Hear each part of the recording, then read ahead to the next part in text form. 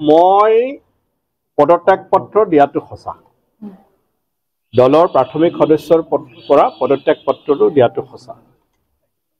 দলৰ ৰাজ্যিক সভাপতি আৰু AICC ইনচাৰ্জ জিতেন্দ্ৰ সিং এই দুজনৰ বিৰুদ্ধে মোৰ স্পেচিফিক অভিযোগ আছে।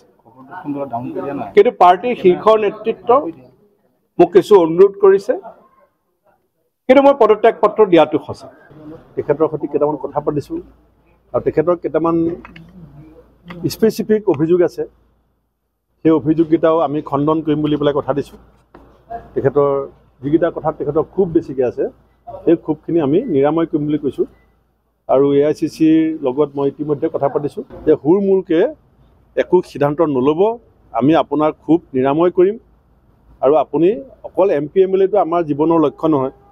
আজি ময়োতো একো নাই, দলৰহে নেতৃত্ব দি আছোঁ। গতিকে খালেক ডাঙৰীয়াক আমাৰ প্ৰয়োজন আছে আৰু মোৰ বিশ্বাস যে মই কালি ৰাতিপুৱাৰ ভিতৰত আমি যে এটা চূড়ান্ত সিদ্ধান্ত লৈছোঁ খালেকক লৈ, সেইটো মই আপোনালোককো জনাম, খালেককো জনাম। মই পদত্যাগ পত্ৰ দিয়াটো সঁচা। দলৰ প্ৰাথমিক সদস্যৰ পৰা পদত্যাগ পত্ৰটো দিয়াটো সঁচা।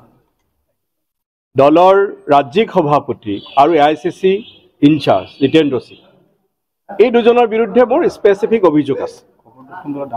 কিন্তু পাৰ্টিৰ শীৰ্ষ নেতৃত্ব মোক কিছু অনুৰোধ কৰিছে, কিন্তু মই পদত্যাগ পত্ৰ দিয়াটো সঁচা। তেখেতৰ সৈতে কেইটামান কথা পাতিছোঁ আৰু তেখেতৰ কেইটামান স্পেচিফিক অভিযোগ আছে। সেই অভিযোগকেইটাও আমি খণ্ডন কৰিম বুলি পেলাই কথা দিছোঁ। তেখেতৰ যিকেইটা কথা তেখেতৰ খুব বেছিকৈ আছে, সেই খুবখিনি আমি নিৰাময় কৰিম বুলি কৈছোঁ। আৰু AICCৰ লগত মই ইতিমধ্যে কথা পাতিছোঁ যে হুৰমূৰকৈ একো সিদ্ধান্ত নল'ব, আমি আপোনাৰ খুব নিৰাময় কৰিম। আৰু আপুনি অকল MP MLAটো আমাৰ জীৱনৰ লক্ষ্য নহয়। আজি ময়োতো একো নাই, দলৰহে নেতৃত্ব দি আছোঁ। গতিকে খালেক ডাঙৰীয়াক আমাৰ প্ৰয়োজন আছে আৰু মোৰ বিশ্বাস যে মই কালি ৰাতিপুৱাৰ ভিতৰত আমি যে এটা চূড়ান্ত সিদ্ধান্ত লৈছোঁ খালেকক লৈ, সেইটো মই আপোনালোককো জনাম, খালেককো জনাম।